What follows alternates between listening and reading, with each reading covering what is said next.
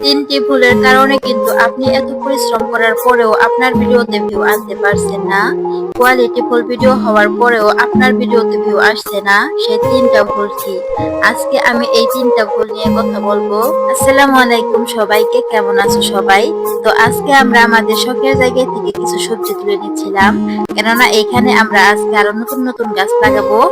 আর তোমরা যারা আমার ফেসবুক টিপস নিয়ে আমার ভিডিওগুলো পছন্দ করো, তারা অবশ্যই আমার পেজটিকে ফলো করে দিয়ে যাবেন। তো মূল কথায় এখন আসা যাক। আপনাদের প্রথম ভুলটি হলো, আপনি একটা কন্টেন্ট পোস্ট করার পর বা সাথে সাথে আপনার প্রোফাইল বা পেজে যেয়ে দেখছেন আপনার ভিডিওতে কত ভিউ হয়েছে, আপনার ভিডিওতে কেমন কমেন্ট এসেছে। এই ধরনের যদি কাজ আপনি করে থাকেন, বারে বারে যদি আপনি চেক করতে থাকেন, আপনি নিজে আপনার ভিডিও যদি বারে বারে প্লে করতে থাকেন, তাতে কিন্তু আপনার ফেসবুক অ্যালগরিদম বুঝতে পারবে আপনার ভিডিও আপনি দেখছেন। এইগুলো কিন্তু খুবই খারাপ কাজ। আর আপনি এইগুলো বারবার করার কারণে আপনার ভিডিও অনেক কোয়ালিটিফুল হওয়ার পরেও আপনার ভিডিও রিচ কিন্তু ফেসবুক ডাউন করে দিবে। তাই সাবধান, ভিডিও পাবলিশের পরে কখনোই বারে বারে চেক করতে যাবেন না।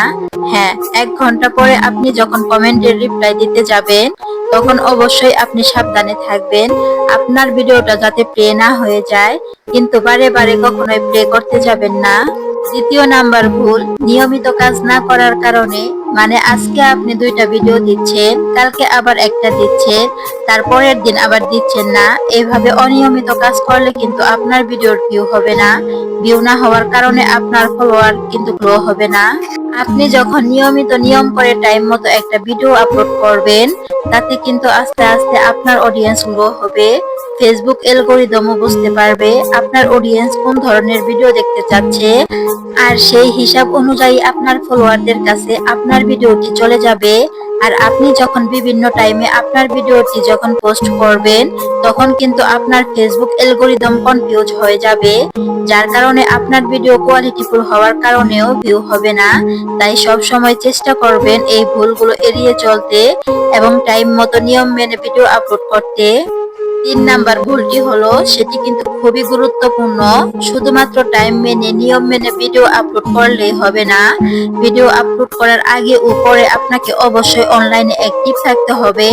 আপনি ফেসবুকে যখন ভিডিও আপলোড করবেন, আপনি চেষ্টা করবেন আপনার আগের ভিডিওর কমেন্টের রিপ্লাই দিতে, আর সামনে আসা ভিডিওগুলো দেখবেন এবং কমেন্ট করবেন। এতে করে কিন্তু আপনার অডিয়েন্স অ্যাক্টিভ থাকবে, আর যার ফলে কিন্তু আপনার ভিডিওর রিচ বাড়ার সম্ভাবনা অনেক বেশি। তাই চেষ্টা করবেন ভিডিও ছাড়ার আগে কিছুক্ষণ অ্যাক্টিভ থাকতে, আর ভিডিও পাবলিশ করার পরপরই অনলাইন থেকে উধাও হয়ে যাবেন না।